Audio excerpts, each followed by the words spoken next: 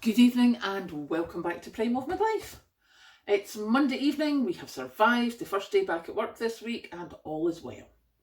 And tonight we are talking about reality. Yep. This morning, as I was listening to Times Radio before I went to work, so it was just before 7, they were talking about the general news, the headlines that were coming out in the newspapers and such just before the 7 o'clock news. And there was a lot of political headlines. So they were talking about them, and the guy who was on the show, and he said, now that we've told you about that, let's get back to reality. Reality.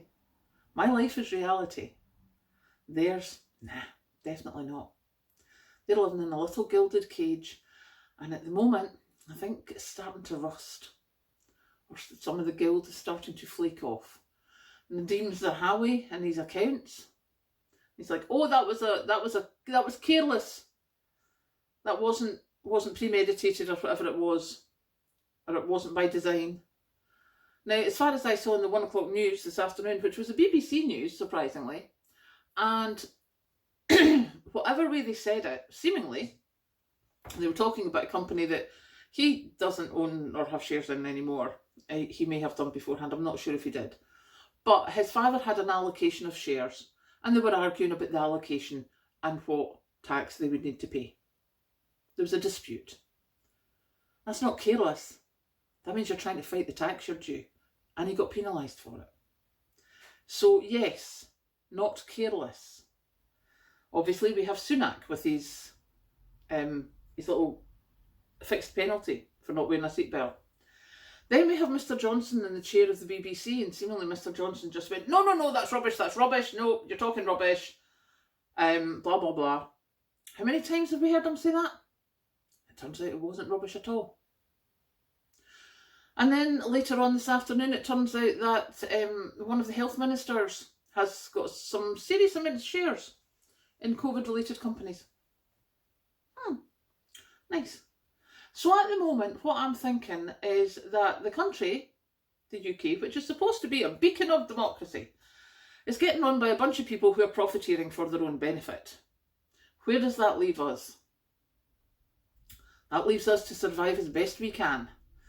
And what am I going to do? Go on, say it. We're going to prep more. We are going to prep. We are going to stock up on our meds. We're going to stock up on different types of clothing. We're going to stock up on something that we think we might need in the next couple of years. Get it now. Get it now and save it. Because certainly this government, there's not a general election for another, till 2024, so at least a year. Yeah. You heard of those asset stripping companies? I think we've got an asset stripping government. I think there's a whole lot of assets have already gone from this country. There's going to be a whole lot more by the time this government comes out. And we just need to muddle through that as best we can, because I don't know what's going to happen after that, because at the moment there's none of them looking any better than the others. So I will make sure I have food. I will make sure I have meds. I will make sure I have a spare pair of shoes, because I basically wear 2 pairs of shoes. I have trainers or I have ankle boots. That's what I wear. I've just gone into my, do you know that prepper thing of 2 is 1 and 1 is none? I had 1, which I have just started wearing my new trainers. I need to get spare trainers so that I know what I've got fits and it's ready to go and it's not at too expensive a price, etc. I need to get myself sorted, because in the next, when the next general election comes along, who knows what state this country's going to be in, because at the moment the government and all their cronies are making themselves a very nice life. Come back to reality, the rest of us are struggling. So, get yourself prepped up, help others if you can, help your friends, help your family. I don't mean to feed them all from your preps and everything, but if they're stuck, something happens, if the bottom falls out their world, you can always take them a bag of groceries, because you never know, just getting them through that week until they next get money can make a huge difference.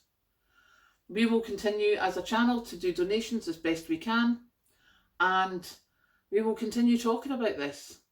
But for me to have Times Radio, the guy in Times Radio, talk about politics and then say, now let's get back to reality, I think that says everything, and I think that's quite worrying.